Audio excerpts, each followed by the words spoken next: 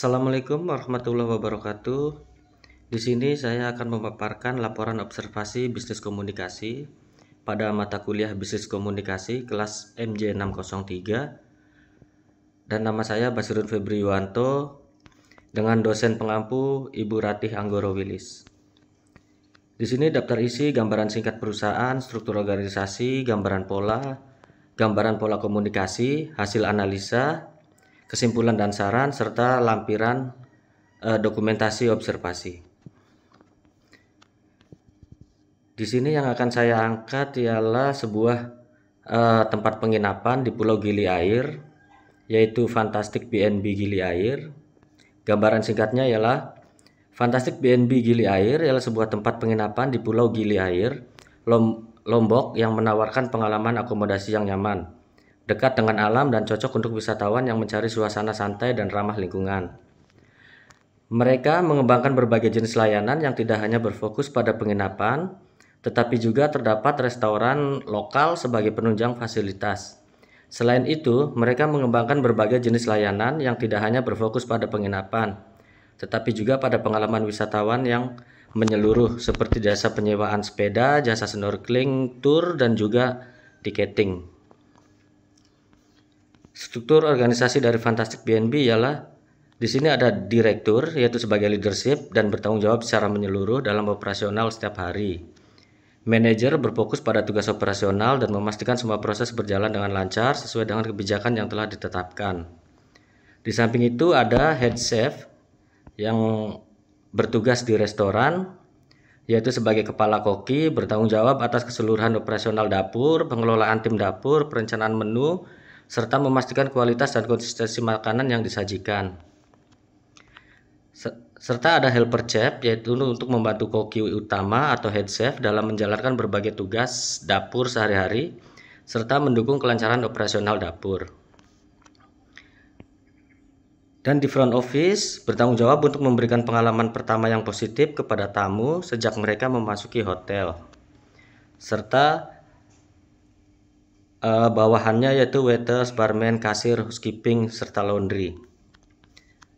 Gambaran pola komunikasi dalam perusahaan ini gambaran pola komunikasinya ialah pola komunikasi vertikal ke atas dan ke bawah, yang mana dalam proses komunikasi vertikal ke bawah ialah proses penyampaian informasi dari atasan kepada bawahan, yang mana meliputi instruksi, kebijakan, dan informasi penting lainnya yang perlu diketahui oleh karyawan di berbagai level atau divisi. Sementara untuk komunikasi vertikal ke atas ialah komunikasi yang berasal dari bawahan atau karyawan ke atasan atau manajemen, contohnya meliputi laporan kinerja, saran, keluhan, atau umpan balik dari karyawan. Informasi yang akurat dari bawah ke atas membantu pimpinan memahami aspirasi dan keluhan karyawan, serta memotivasi karyawan, mencegah kesalahpahaman, dan meningkatkan kinerja. Komunikasi vertikal juga memfasilitasi pemberian instruksi dan petunjuk dari atasan kepada bawahan, serta memungkinkan bawahan melaporkan kemajuan pencapaian dan tantangan mereka.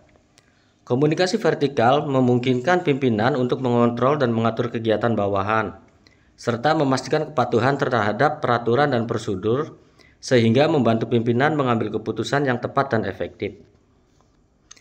Hasil analisa, komunikasi vertikal baik ke atas maupun ke bawah memiliki peranan yang sangat penting dalam kelancaran operasional perusahaan.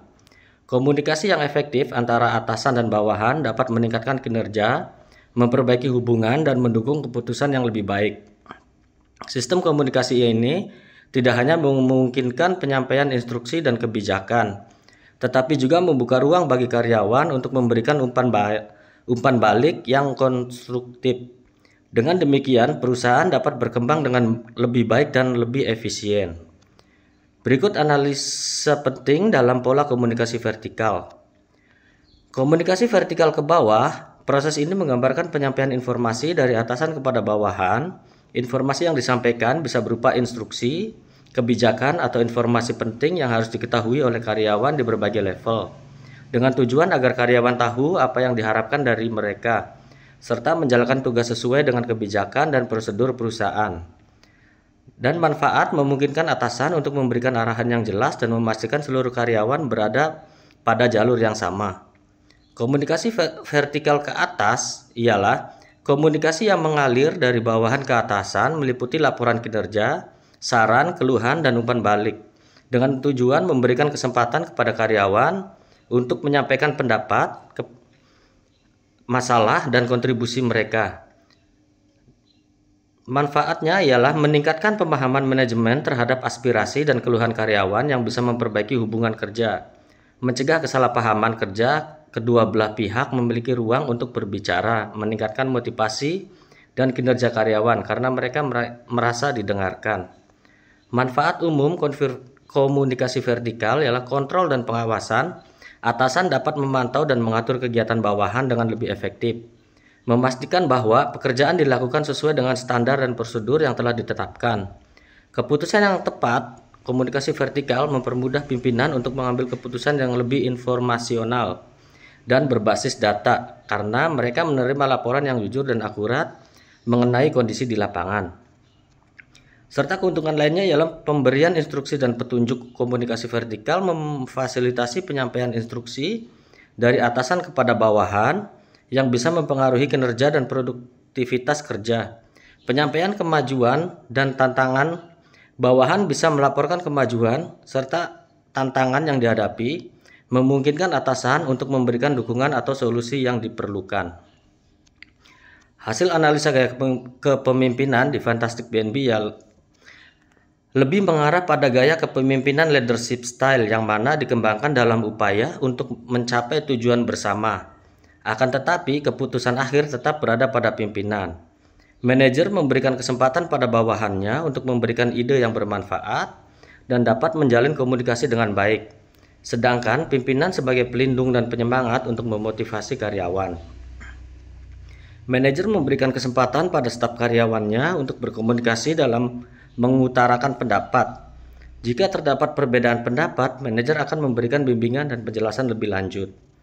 Manajer juga akan memberikan umpan balik ataupun koreksi terhadap karyawannya untuk mengevaluasi dan meningkatkan kinerja dalam pelayanan.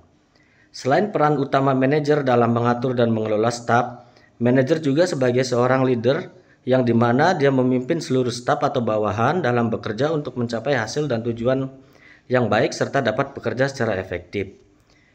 Di Fantastic BNB pun, manajer lebih banyak mengontrol serta mengatur seluruh kegiatan yang terkait dengan pekerjaan di masing-masing divisi serta melakukan evaluasi dan juga bimbingan terhadap kinerja karyawan setiap minggunya serta melaporkannya kepada pimpinan hasil kerja per minggunya. Di sini terdapat dua tipe karyawan. Sesuai dengan hasil observasi perusahaan ini memiliki dua tipe karyawan yang secara garis besar kita tandakan dengan tipe X sebesar 20% dan tipe Y sebesar 80%. Pada karyawan tipe X, karyawan cenderung harus selalu dipantau dan diawasi dan diarahkan. Ketika tidak diarahkan dan diawasi, akan terjadi sedikit kesalahpahaman atau ketidakjelasan dalam informasi dan hasil akhir pekerjaannya. Sedangkan tipe Y, karyawan ini sudah bisa mandiri dan aktif melakukan tugasnya, menerima tanggung jawab yang baik dan memberikan umpan balik serta informasi yang jelas pada pekerjaan yang dilakukannya. Contoh tipe Y ialah karyawan dapat menangkap informasi dengan jelas, memiliki inisiatif dalam bekerja. Apabila informasi yang tidak jelas dengan segera menanyakannya, memiliki rasa tanggung jawab yang lebih besar, melakukan pekerjaan tanpa harus diawasi atau dikontrol, dan kemauan untuk belajar. Sedangkan untuk tipe X, karyawan ini cenderung lebih malas, menunggu untuk diperintah, penyampaian informasi terkadang tidak jelas, harus selalu dikontrol atau diawasi oleh pimpinan manajer, rasa tanggung jawab masih kurang, dan kurangnya inisiatif. Dan tipe X ini termasuk karyawan baru yang kerja baru 2 bulan atau dalam masa training. Keberhasilan dan kegagalan dalam menggunakan pola komunikasi vertikal ialah keberhasilan, peningkatan kinerja dan motivasi karyawan. Komunikasi vertikal ke atas memberikan ruang bagi karyawan untuk menyampaikan aspirasi, keluhan, dan umpan balik.